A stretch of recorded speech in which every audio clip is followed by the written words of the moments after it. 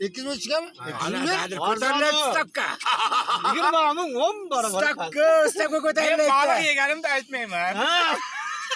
Bo'pti mayli. Mayli, to'ra. Shashki Internetga chiqaradi. Internetga chiqaradi.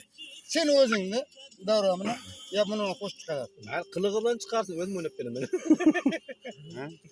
Instagramda kecha ana tulan ulun buning Instagramda ko'rdim. Ay, men bilasiz-ku, bloger odamman-ku. Nima odamsiz? Hey, kim bu?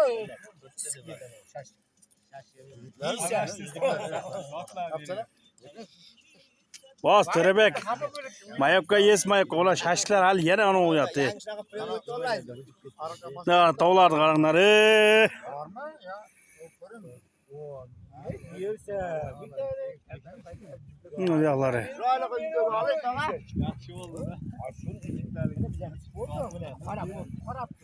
Mana qishloqning tepasidan mazza qilib tomosha qilyapmiz. Mana.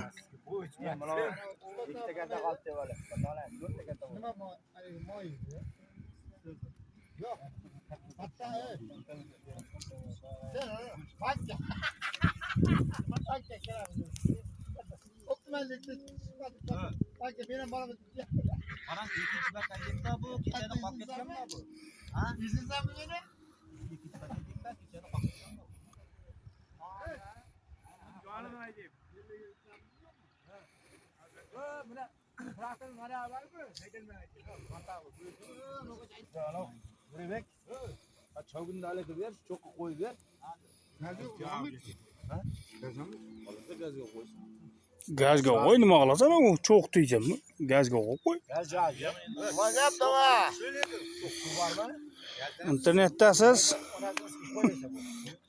YouTube'ga qo'yaman, anavda ham emas. Mana bu tomonda karta. O'zay ko'tarib turavermagan xolos. Ha, bo'ldi. Qaynab Shashchalar qo'y.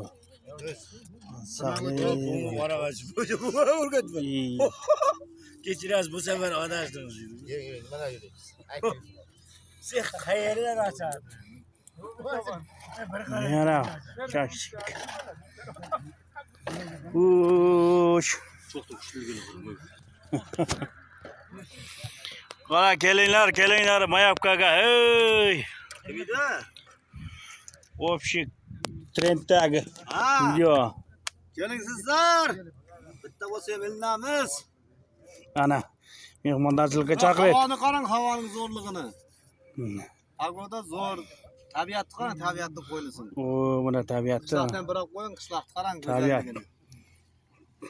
Sog'inib ko'rinmay qolsa, larizlar uch ko'riyor.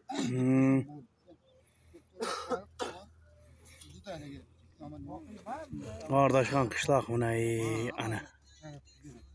Mazza qilib mana. O'zini o'qiymi?